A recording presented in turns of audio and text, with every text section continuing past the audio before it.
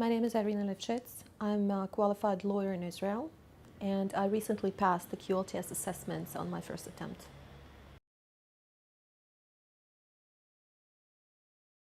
I earned my LLB degree from the University of Manchester.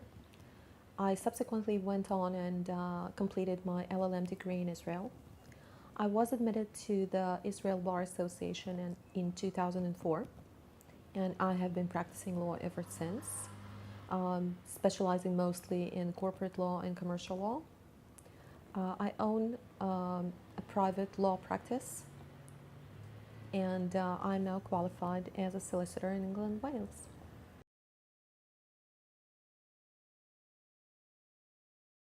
As a lawyer dealing with international transactions, I felt compelled to be able to provide my clients with professional and exhaustive advice, including cross-border jurisdictions and international regulations. The UK law is somewhat of a landmark in the international commerce, so I felt it was important for me to be able to advise my clients on the UK law as well.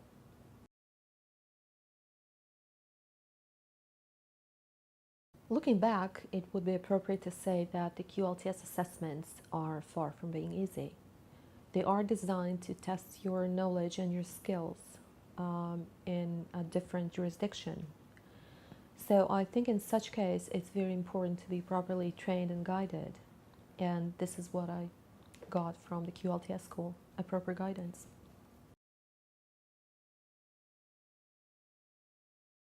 While preparing for the MCT exam, I used the QLTS School handbooks and the mocks from the QLTS School website. The SRA syllabus is quite wide and a bit confusing as well.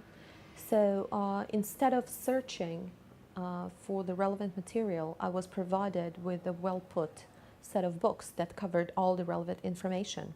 So I was able to focus on the relevant issues for the exam. It was also very useful and helpful to do the mock exams because they prepared me both for the structure of the MCT and for testing of my memory.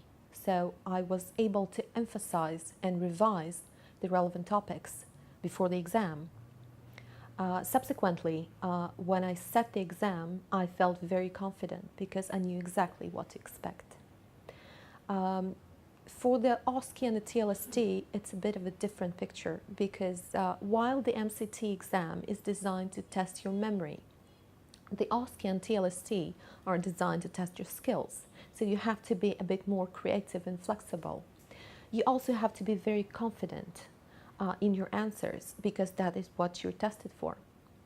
So by using the QLTS preparation course, I was able to practice my skills and my knowledge. So when I had to do the OSCE and TLST, I felt more confident because I had practiced all the relevant issues, and it really helped me to pass the exams with very good marks, I should say.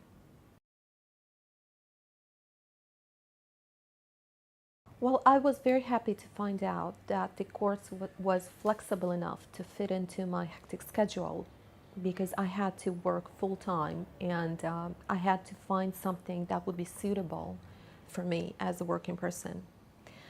It was very important to me also to be able to practice my skills, as I think that practice is the most important part of the preparation course, and I wouldn't have been able to do that on my own. So that was very useful as well.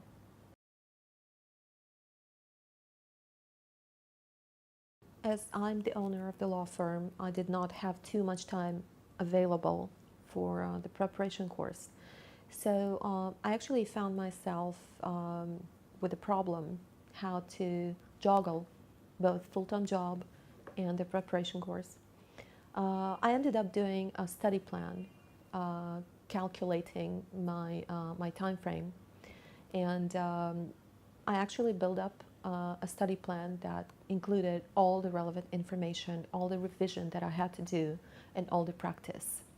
I had to stick to that plan. It was calculated by 2.5 months, pretty much, about 6 to 7 hours per day. Naturally, not every day I was able to dedicate 6 to 7 hours, so I had to amend the study plan every now and then, but at least I knew what my time frame was, and I did my best to stick to it and to cover all my bases in orderly manner as far as possible with a full-time job. Although the preparation period was quite time and energy consuming, uh, my partners and my employees and my clients as well have been very supportive and encouraging. I think in the end of the day they realized that this initiative is very beneficial for my professional future and subsequently to my clients as well.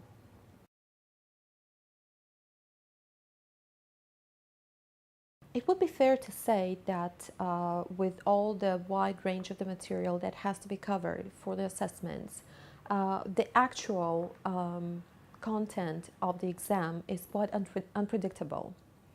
I do think that there was nothing particular that took me by surprise, but during the MCT I felt very well prepared because I did all the mocks, and the mocks are very similar to the real-time exam. So I knew exactly what to expect. But when it comes to OSCE and TLST, you do need to maintain a certain level of flexibility and creativity as well. So you cannot be 100% prepared. But you do need to be in control of the material. You do need to hold all the practical instruments that would allow you to find the best suitable answer during the assessment. I would say again that I was not caught unprepared in any of the assessments, but I cannot say that you can expect of yourself to be 100% ready.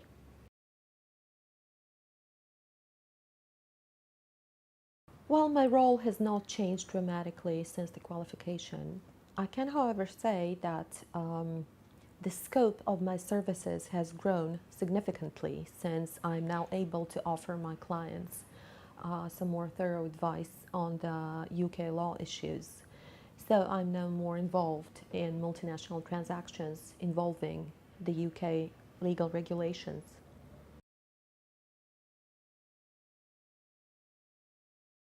While having dual qualification has enhanced my knowledge as well as my professional prestige, so the list of my international corporate clients has been growing.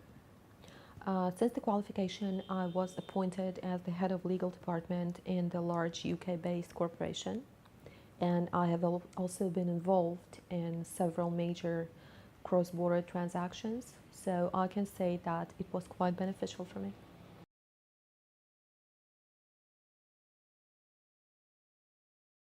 Definitely yes.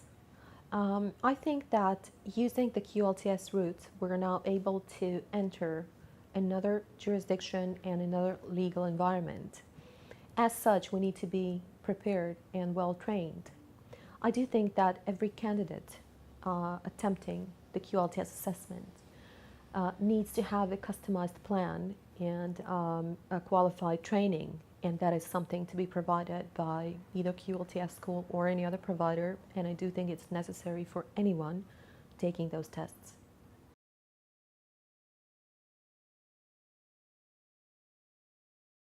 Well, I think that the starting point is to build a customized study plan which is suitable for the candidate's timetable. It's also important to follow this plan as much as possible. I would advise to begin the preparation at least 2.5 months prior to the assessments. At least that's what I did, and it worked for me.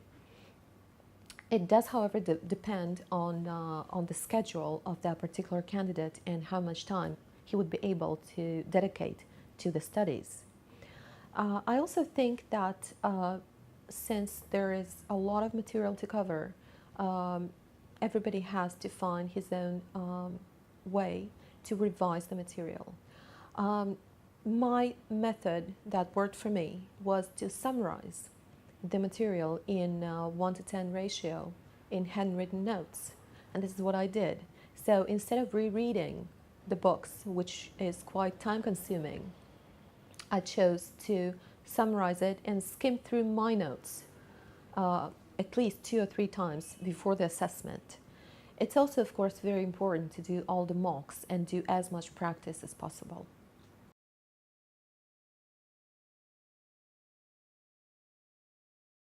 I would recommend the QLTS to any qualified lawyer who wishes to take his practice to a multinational level. The UK qualification is considered to be one of the most prestigious one in the world right now. So I do believe that any lawyer that is qualified in the UK will find himself or herself in a much more interesting and challenging professional environment.